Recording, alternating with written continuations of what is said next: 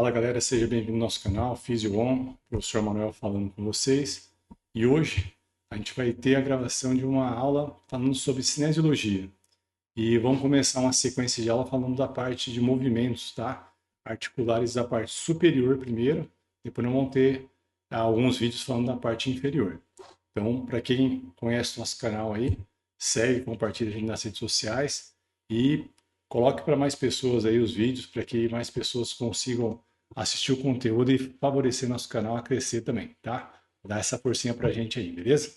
Então, a aula de hoje, vamos lá direto nela, falar sobre cinesiologia. Então, membros superiores, né? Mas primeiro eu tenho que dar uma definição para vocês do que é o esqueleto axial e também do esqueleto apendicular. Fazer uma diferenciação primeiro, depois nós vamos falar sobre o símbolo do membro superior, quer dizer, a estrutura que segura, né, ou a parte apendicular no axial, tá? Para compor aí a articulação da parte superior, tá?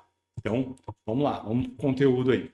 Então, primeiro, quando a gente está falando de esqueleto axial, a gente tem que lembrar aqui, ó, deixa eu pegar o apontador, para a gente dar uma, fica mais fácil de vocês visualizarem o que eu estou falando, ó. Então, a gente vai ter a cabeça, né, a coluna e as costelas, tá vendo? Então, a parte sacral também aqui embaixo, ok? O que a gente vê de mais clarinho, né, no caso do esqueleto apendicular, são que os membros, tá? Então, envolve a escápula, a clavícula, beleza? E também, no caso, os braços, os ossos dos braços, né? Antebraços e mãos, tá? A mesma coisa, a pelve, tá? E o fêmur, né? A tíbia, a fíbula e os ossos do pé, tá? Então, esqueleto apendicular. Então, vamos pensar nos braços, membro superior e inferior.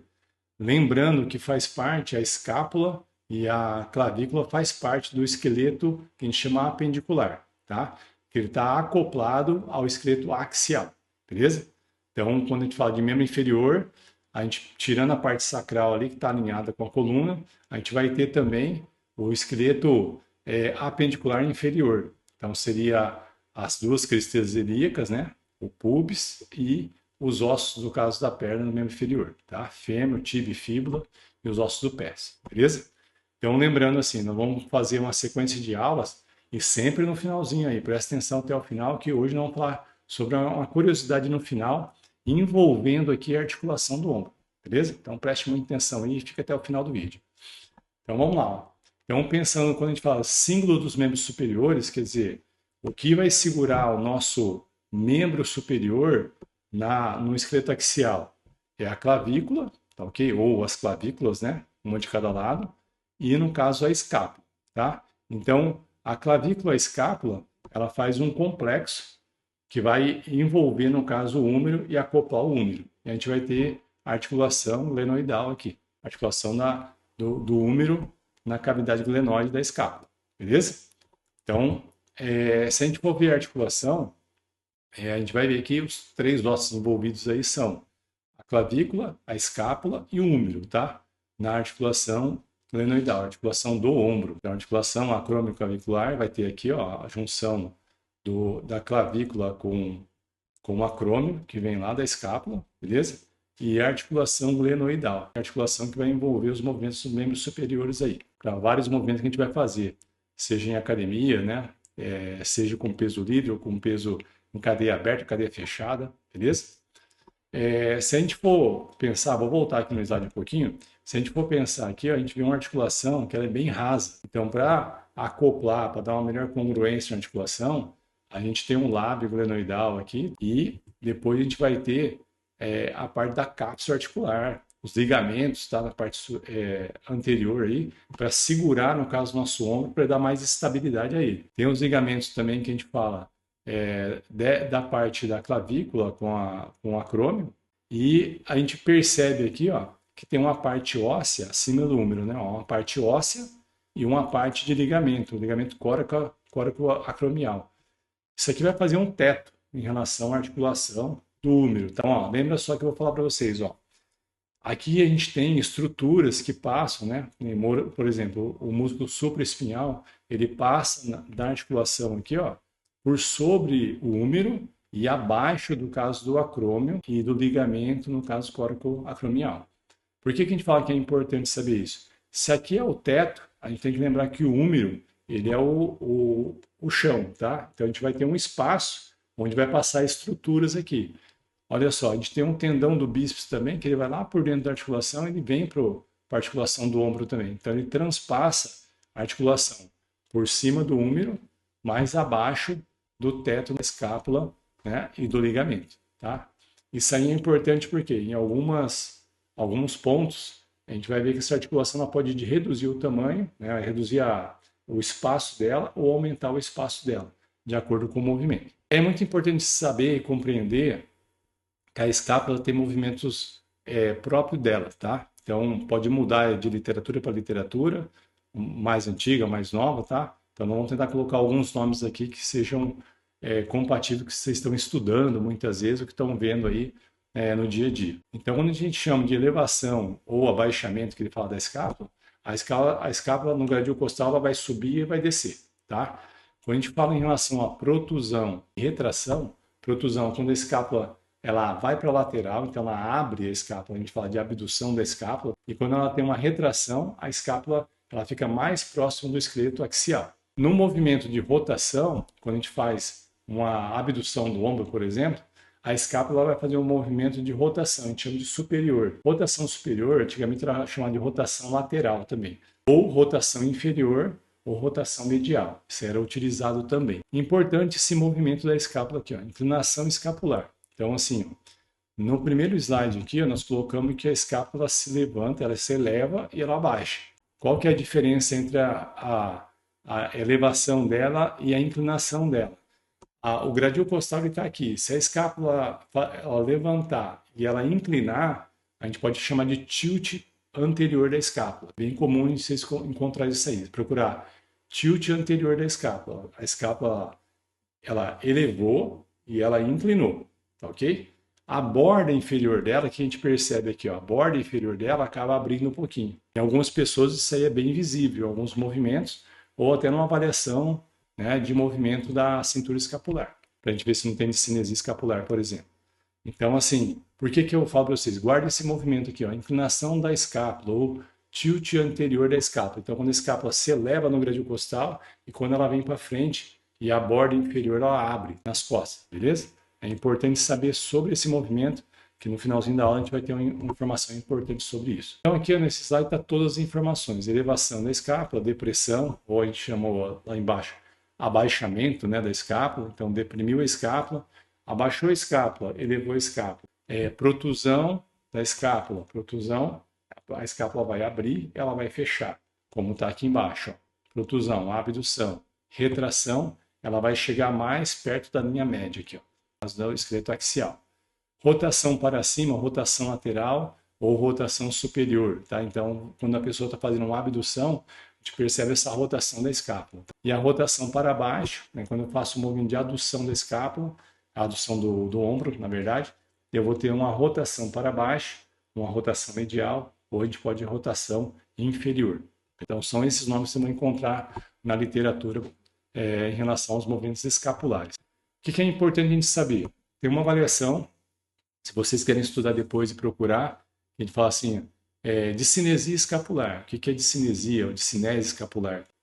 O movimento da articulação da escápula, a articulação do ombro, né, no caso do húmero, ele tem movimentos bem distintos. Mas quando eu saio da posição anatômica e coloco o meu braço lá em cima, o meu braço do lado da minha orelha, quer dizer, ele chegou nessa posição aqui, ó, ele atingiu um movimento basicamente de 180 graus. Só que a articulação glenomeral, ela tem um movimento mais amplo dela de 120 graus. Quem que movimentou o resto? A escápula, tá? Então a escápula em si, ela faz um movimento de rotação, né? A gente fala superior, para fazer com que o húmero, no caso, ele se eleva e ele fica a 180 graus. O braço fica do lado da nossa orelha, tá ok? Para que aconteça isso aqui, a gente tem uma sincronização entre movimentos escapulares e movimento da articulação da glenomeral. Quem não tem isso, a gente chama de discinesia escapular. Aí vocês já ouviram falar, com certeza, de os músculos rotadores da escápula, tá? Ou manguito rotador. Né? Então, assim, o manguito rotador são músculos que vão favorecer, né, esse movimento de 60 graus da escápula com 120 graus da articulação glenomeral, só de uma forma bem harmônica, tá ok? Então, hoje eu não vou falar sobre como que se dá esse movimento, no processo de um movimento de abdução, por exemplo, até chegar lá em cima com o braço, mas depois a gente vai desmembrar isso aí em outra aula, ok? Então, só para lembrar aqui, se eu tenho um braço ao lado da orelha, eu tenho 120 de movimento da glenomeral e 60 graus que a minha escápula movimentou. Isso aí é necessário para ter um movimento amplo aí de 180 graus da articulação. Uma coisa legal, importante, síndrome do impacto do ombro. Então, vocês já ouviram falar, quando eu faço flexão de ombro, né, eu faço abdução, eu sinto uma dor no meu ombro, dói meu ombro, né? Aí as pessoas muitas vezes não sabem o porquê que está doendo esse ombro. Então, é importante que o acrômio, ele tem um posicionamento. Então, olha só, o acrômio, lembra que eu falei para vocês, ele está aqui em cima e a clavícula está fazendo a junção aqui, ó, né, do acrômio, né, com a posição, né, da clavícula. Então, aqui tem uma articulaçãozinha. Só que, pensando nos tipos de acrômio, a gente vê o tipo plano, quer dizer, o acrômio é mais reto, tá? O tipo curvo, né? Tipo 2 é um pouco curvo, então acho que um acrômio aqui, ó, e no caso, essa pontinha que a gente está vendo aqui atrás, tá? Ó, ele lá atrás, ele faz um processo para baixo um pouquinho, e o acrômio ganchoso, ele tem um gancho. Normalmente a gente percebe isso nas pessoas, se passar a mão sobre o ombro aqui, ó, a gente vê até um carocinho mais saliente. Muitas vezes é um acrômio mais ganchoso que a gente fala. O que é essa diferenciação? Olha só, se eu tenho aqui uma diferenciação do tipo de acrômio, né? Vou colocar para vocês assim, mas meu acrômio ele é do tipo 1, do tipo 2, do tipo 3. O que interfere, né, em relação ao acrômio? A gente tem que perceber, principalmente, que se eu tenho um acrômio ganchoso, por exemplo, o meu espaço articular, o meu espaço articular da minha articulação, ele vai ser menor. Então, assim, mas como assim, professor, espaço? Lembra que eu falei para vocês, ó, o acrômio, nessa figura aqui, ó, que está a bolinha vermelha aqui, ó, o húmero, ele é nosso assoalho, ele encaixa na cavidade glenoide. O acrômio aqui, ó, com a clavícula, ele faz tipo um telhadinho lá em cima. E o acrômio aqui, ó, o processo coracoide, tem um ligamento aqui. Então ele faz como se fosse uma casinha ali em cima, né? Um telhado de casa, beleza? E o húmero está aqui embaixo. Se o acrômio meu ele é mais ganchoso, ele fica mais perto do húmero. Então qualquer coisa que eu possa fazer para cima, a tendência no caso é ele impactar e com certeza gerar dor, porque vai pressionar estruturas, principalmente ali, além de bursas a gente fala, né? Mas principalmente o que mais o pessoal sente e tem lesão é o supraespinhal e a cabeça longa do bíceps, tá? Processo inflamatório e muitas vezes até rupturas, tá ok?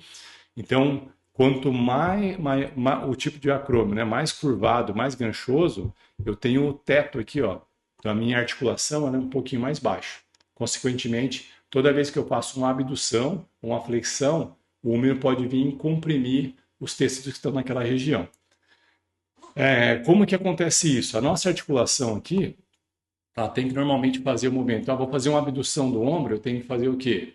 A abdução, só que lá dentro tem movimento artrocinemáticos. A gente já explicou isso aí em aula também, tá? Cinésio. Lá dentro está ocorrendo um deslizamento e um rolamento da articulação. Quem vai proporcionar isso, puxando, né, a cabeça do húmero para baixo, são os músculos do manguito rotadores. Por isso que é importante a gente ativar eles, deixar eles bem fortalecidos e bem flexíveis, né, para fazer a função dele. Porque ele vai distanciar o húmero desse telhadinho aqui, evitando a síndrome do impacto do ombro. Então, quando o pessoal falar para você assim, o médico detectou lá que eu tenho uma síndrome do impacto do ombro, o que está acontecendo?